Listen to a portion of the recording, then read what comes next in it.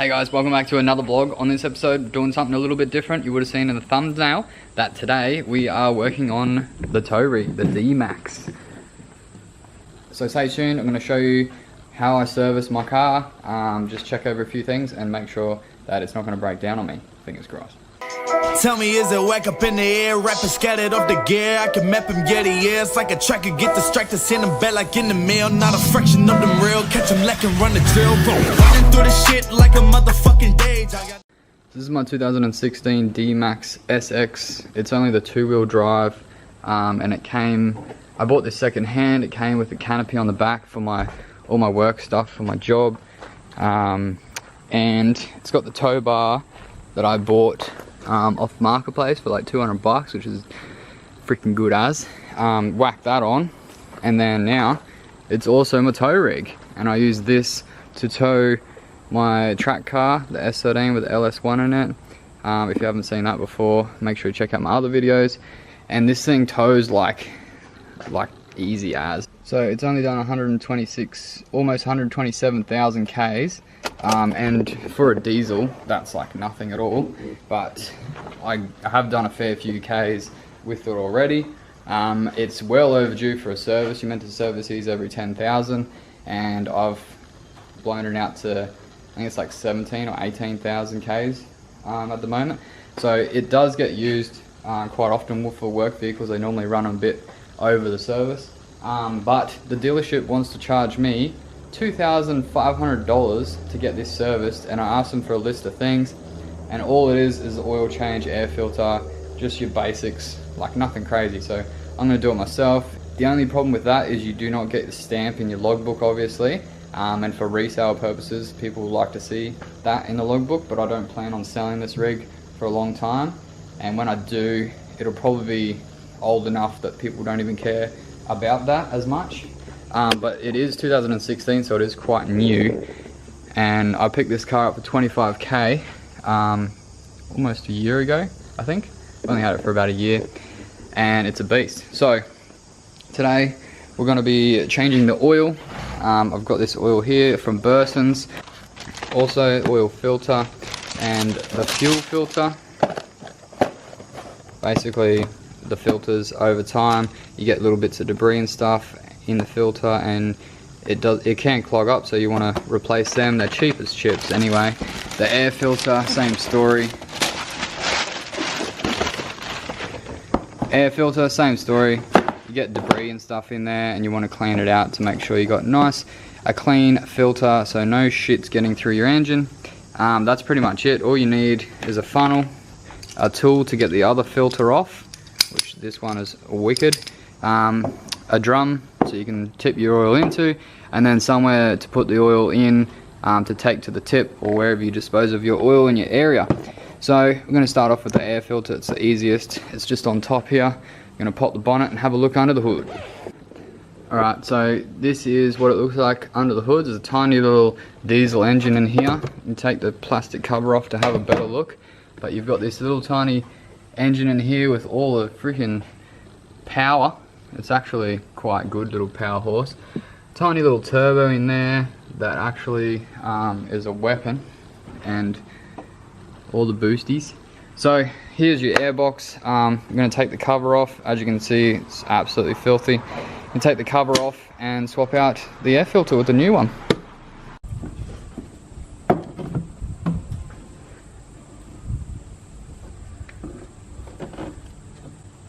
So you can see this air filter, it's still brand new, but they always change them anyway. It does have a bit of stuff in there, so these are cheap as chips anyway. It's so easy to replace, you might as well chuck a new one in. Look at that, genuine parts, mate, genuine. As you can see, the new one is a lot cleaner. The old one's dirty, but I've definitely seen them in a worse way. So I'm going to flick this one in now, and that'll be done.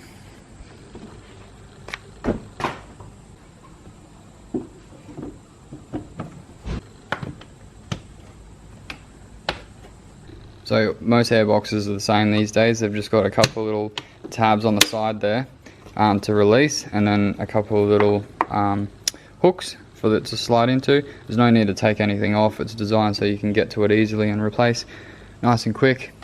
But that's done, easy. Let's move on to the oil. So for this, if your car is lower than this one, you'll need to jack the car up, but this one here is quite high off the ground because of these huge tires, so I can just slide straight under there without even jacking. I'm pretty sure also this one has like a bash plate here that's directly in the way of getting to the oil filter, so I'm going to remove that now and then get to the oil filter.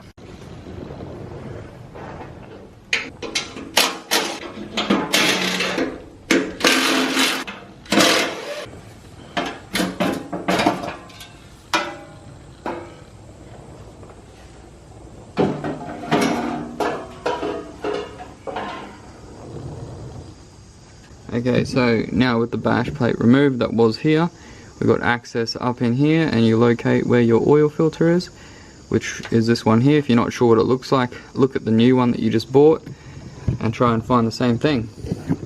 So this one's up in there. It's not in the worst position. Sometimes they're in better spots where they're nice and easy to get to, like down here, but this one's not too bad. So before you take that off, you want to drain as much oil out as you can from the sump. So if you find the sump, which is this sump here, there's a bung in it. You want to take off the bung, drop the oil out, and let that all drain out, and then you're not going to make a mess when you're taking off the oil filter.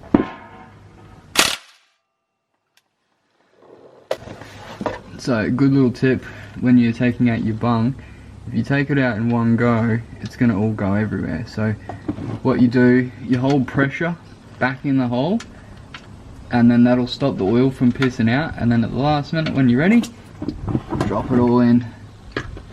And you also want to have the car heated up so that it flows out easy. Like, it will still come out if it's cold, but if it's heated, it'll come out a lot easier. Look at that dirty ass diesel oil. So we'll let that drain out, and then once it's all drained, we put the bung back in. Make sure you do that, otherwise you're gonna have not a nice time later on. So you put the bung back in, and then we're gonna take the oil filter off, put the new one on. We'll give that a few minutes.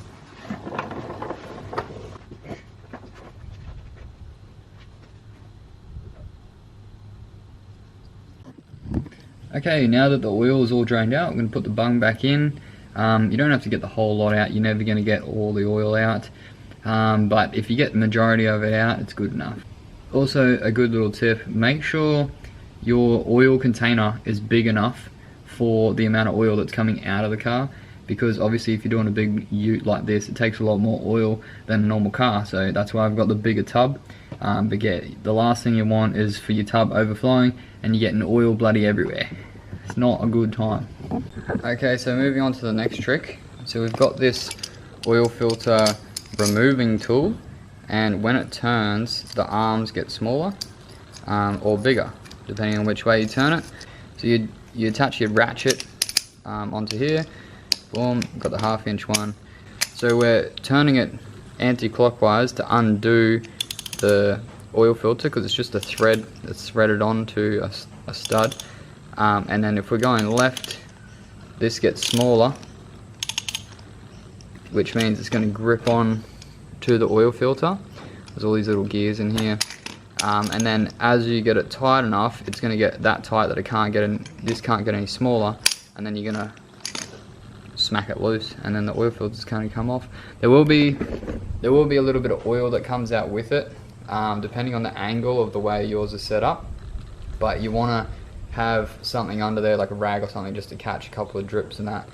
And don't put your face underneath the oil filter, because it will go in your face. Never a good time. With your new oil filter, you want to pre-fill with probably just over halfway, or as much oil as you can get in it as possible, so that when you first turn the engine on, there's oil there ready to go. So there's a thread on the inside of here. There's a thread on the inside. That's what you're screwing the oil filter onto. And then there's a rubber O-ring here. A good trick to do is to get some oil on your finger, rub it around this rubber seal so that when you go to take it off next time, it's not super tight, because it doesn't need to be that tight. They actually hold on and they don't leak at all, just like hand tight. So you don't need to ratchet it back up because it will get tight over time. Yeah, thank you. So yeah, we're going to pre-fill this, get the old one off, and then yeah, we'll chuck it on and she'll be on there. Thanks to Ryko for not supporting this episode, and they're pretty cheap anyway, but great brand. This is extremely difficult to film with one hand, but basically that's tight on there. Oh, you need a second hand to stop it from coming loose, but you've seen it spin there, so I'm just gonna keep going with this and take it off. I'm gonna put a drip tray underneath just in case a fair bit of oil comes out.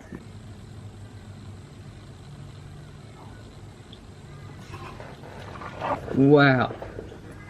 Wow. Oh my. So, I've just discovered something so cool, it's not even funny. So, Dmax here, IZUZU, have this set up so that you crack it loose, it drips off this little flange, falls into this drip tray. There's a funnel here, it drips it out straight into your container. That is just godly. That's some cool shit. So simple but so nice, because normally it hits some aftermarket arm on a drift car and then it spurts off in another direction, goes straight off there and bounces into your eye socket. But I like that. Good work, IZUZU. That might be common on new cars, I don't know, because I don't normally work on them, but I like that very much. Very, very much. Alright, let's get this one out. It's all loose now, so, and it's dripped out. So yeah, we should be good. Also, if you get one of these proper drip tray tubs, they have a little hook on here, so you can pop your oil filter on and it can drain out.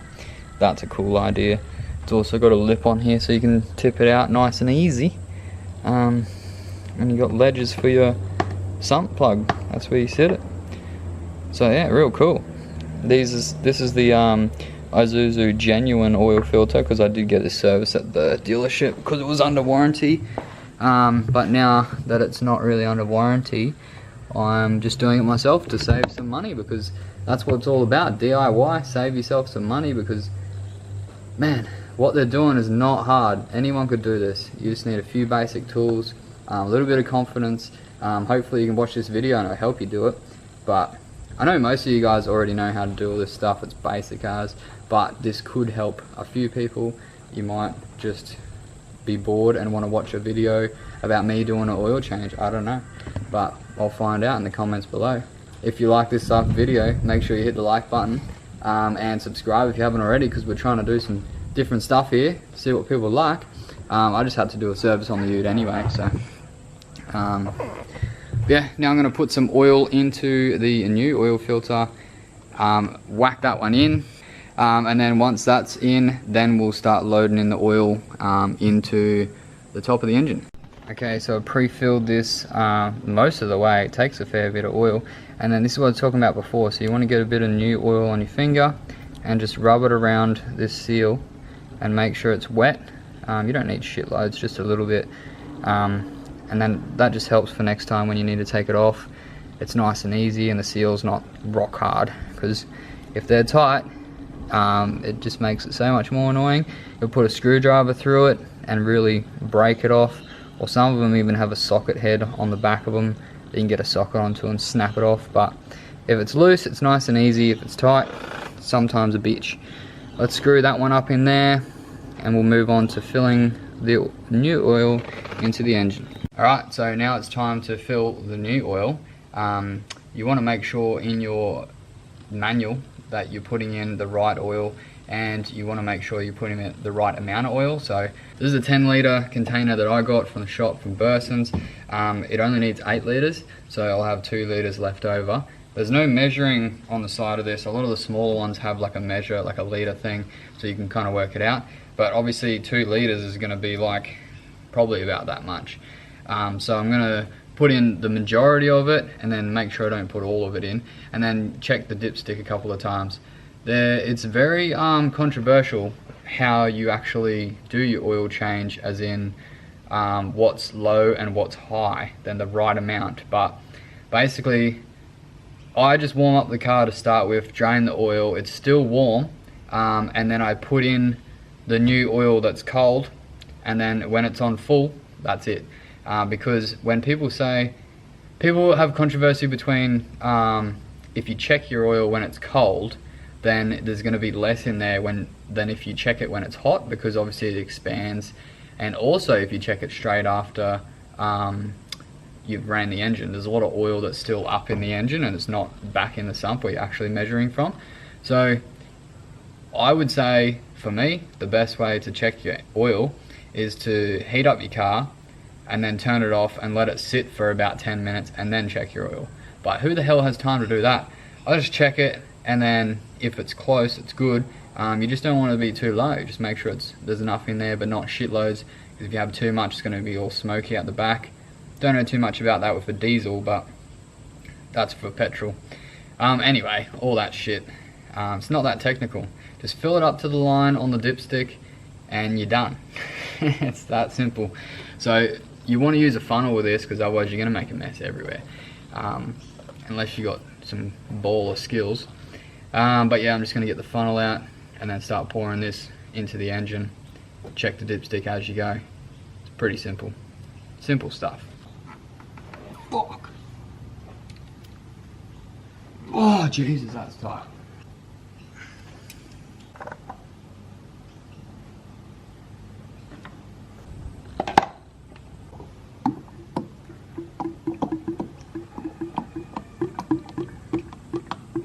Alright, so I've poured most of the tub in there, and then when you start thinking, oh, I wonder if that's full enough, there's a dipstick here. You pull this out. This one's a nice wrinkly one. And there's an indicator. That's definitely not going to focus. There'll be an indicator on there as to how full it is, but obviously you need to wipe it first. So I'll give that a wipe, dunk it back in there, pull it out, and then we'll see what it's at. Alright, so this is the end of the dipstick. The first dot on the end, on here, that's very low, and that's full. So I think the instruction manual says to do halfway, but I always go to the top dot, as full as you can get it. In the RB, I run it extra full because the thing burns so much oil, it's not funny. And by the time you go and check the oil again, you're probably going to be down halfway. So now, just keep in mind, that oil we just tipped in there is flowing down through the engine, all the way through down into the sump, and we're pushing our dipstick down and checking from the sump. So if you check straight away, you're going to have less oil, and then when you check later, it's going to all fall in, and then you're going to have a proper reading. But it's not going to make too much difference, but that's the technical side. But yeah, so we'll check it now, and we'll see where it's at. So you can see the oil. I had to put the rag here so that it'll actually focus, but the oil is coming all the way up here, and it's actually up to here, so it's past the line a little bit, which is great. And yeah, that's done. Got it first go. So we put that back in.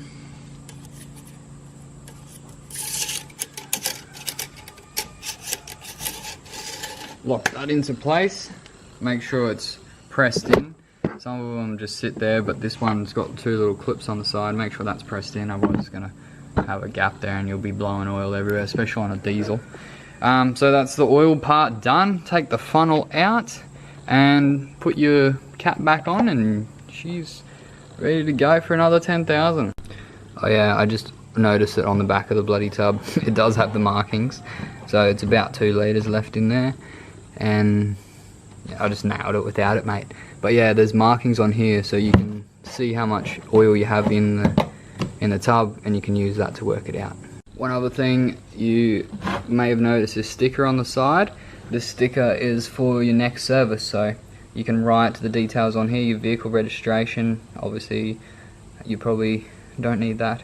You can put down the type of oil that you use, so 10W40, so you know for next time, because this sticker's going to come off, the date and the K's when your next service is due. And you peel that off and you stick it on the windscreen somewhere, or in the engine bay somewhere where you can get to it and have a look, and then you got a permanent date, or you could write it in your phone, either way. But these stickers are quite handy. Man, YouTube copyright laws suck, eh? Like, I've been banging the new Eminem album. It's just super cool and so much to process, so many cool lines in it. I don't know if you guys listen to Eminem, but I'm like religious about Eminem. I've got, like, most of my sleeve is to do with Eminem. So I've got the Lose Yourself intro on my arm there. You can't read it because of hairy as right now. And yeah, most of this is to do with Eminem. So yeah, Die Hard Stan right here. So I've been listening to that for ages, but I have to keep pausing it because YouTube not allowed to have good music in the background. So all my tracks always suck on like edits of out at car meets and stuff. It always sucks the music because you can only have free music. So, and I don't know what the big deal is. Like, me playing Eminem in the background would be advertising the new album for you guys, if you haven't heard yet that there is a new album, to go and check it out. But anyway, it is what it is. So next, the next thing I'm going to do is the fuel filter. So on a diesel, the fuel filters usually look like this. They're in a black casing. So we've got to take off the plugs and then unscrew the old one, screw the new one in, and then on the top of your fuel filter here, there's like this button thing. And the first time I ever found this, it took me so long to figure it out because I didn't read the manual, obviously.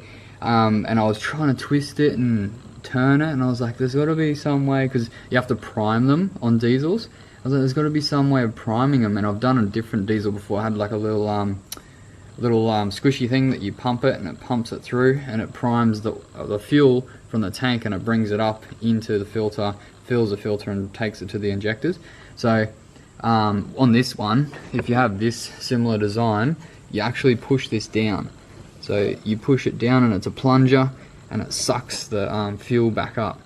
And then obviously you need to have fuel primed, otherwise your car's not going to start. Because once you take the old filter out, you put a new one in, and there's just so much air in there that it's not going to be able to pump the diesel around enough to start it.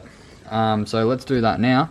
Let's figure out how this one comes out and chuck the new one in, prime it up, and we'll give it a test run. Alright, so I had no idea how this comes apart, but if you open up your new filter and have a look, you can see it gives you an idea of what you're going to be looking for to replace. So there was a case here, and it screwed off. There was a ring that unscrewed, and then I got to this stage, a little bit of fuel came out. I'm sure there's a better way of doing it to not spill any, but then this filter here comes out, and that is filthy. That's actually filthy as. So that's a new one right there, and then that is the old one. So diesel is very dirty, and yeah, we're going to switch this out hopefully without getting it everywhere.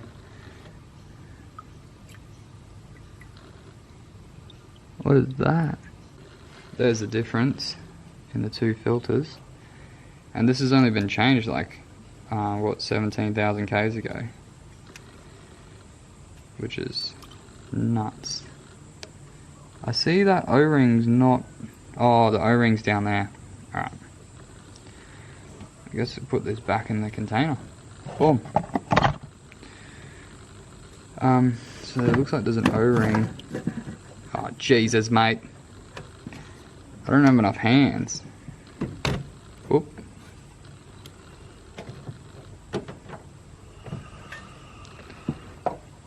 There's an O-ring here.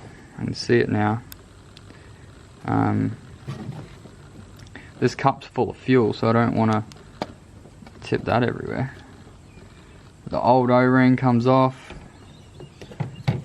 and the new one goes on. Just basic shit. And then the new filter goes in. Nice and brand new. Hopefully I don't have to do anything to it and just pop it in there, because that's all I'm gonna be doing. That slides in like that. The case on the top goes back on, and then we screw it on. Alright, cool. So that was easy enough. I did see that there's a drain plug at the bottom there, so you could drain the fuel out before you started and you wouldn't have the mess. But it wasn't too bad, it's only a little bit, plus it evaporates quite quickly anyway. So that's all back in. There's a threading piece here. You just got to join the two, get them flush, and then that threads onto it. Your one might be different, it might be the same. But now I'm just going to prime it by pumping this a whole bunch of times to get the fuel to flow back up and get it all primed. Then we're going to start it and see, and then make sure it still runs.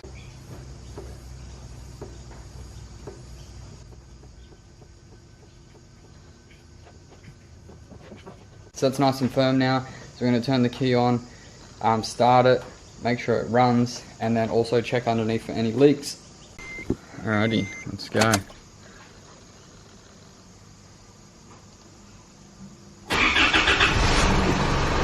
Starts.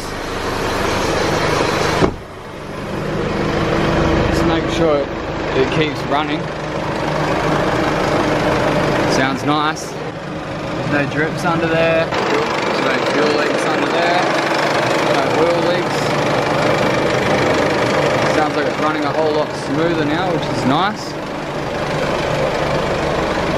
Woohoo! Just gonna check to make sure there's no check engine lights or anything like that.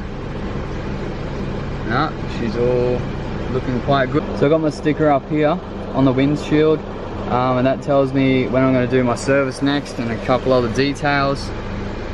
And yeah, the aircon's on at the moment, so it's a bit noisier than normal, but she's quite nice and smooth. Nothing like an RV, but you know, I could put an RV in here one day. I think I'll use this engine as long as possible, probably tow a bit better. So next up, gonna check the tire pressures, because I think the back ones are a little bit low. Make sure they're all good. Luckily for me, I have an air compressor, but if you don't own an air compressor, you can go down the servo. You can use their air pumper, whatever you call it, their air compressor, and get your tires nice and pumped up, because you want to have them the right tire pressure in there. If you don't have the right tire pressure, it's going to ruin your fuel economy. Your tires aren't going to wear evenly, and it's going to cost you more money. So make sure your tire pressures are good.